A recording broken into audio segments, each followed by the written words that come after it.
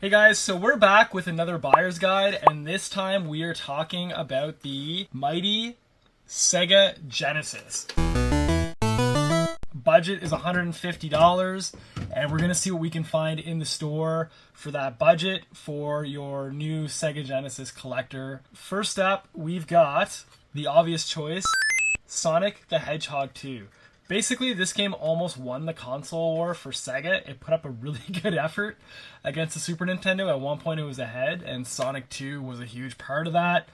One of the best platformers of all time, one of my favorite games of all time, and one of Dave's favorite games of all time. So, can't go wrong with Sonic 2. Next up, we've got Street Fighter 2 Special Champion Edition.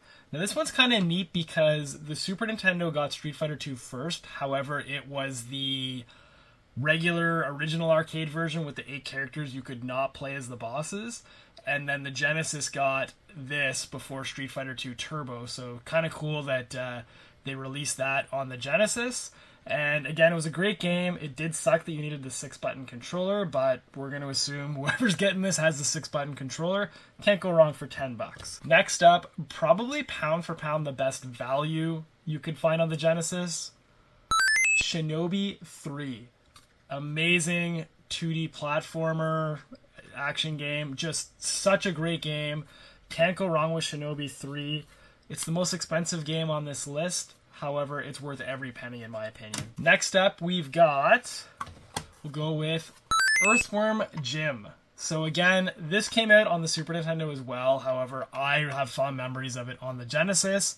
Great game, wacky platforming, a really cool franchise, and this game is just so 90s. You can't go wrong with Earthworm Jim. Next up, we've got Jurassic Park. So this was huge when the movie came out. Obviously, they made games. The Super Nintendo version was kind of like an overhead adventure game.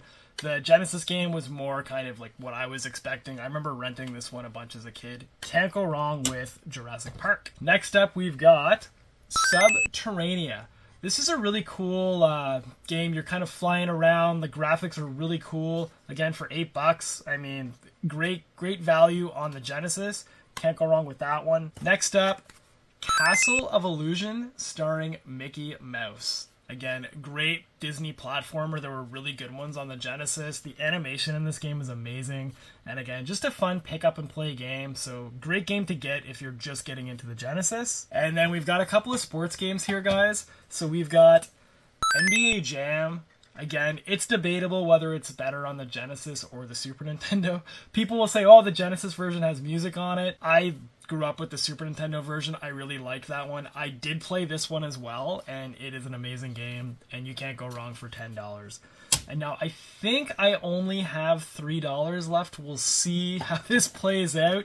I might be going over by a couple of bucks, but you have to get NHL 94. Pretty much the best sports game on the system, in my opinion, the best NHL game.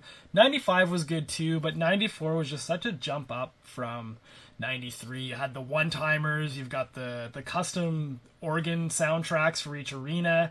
Just a great game, and you have to get it on the Genesis. It played better on the Genesis. I grew up with it on the Super Nintendo, but the Genesis version is the one to get.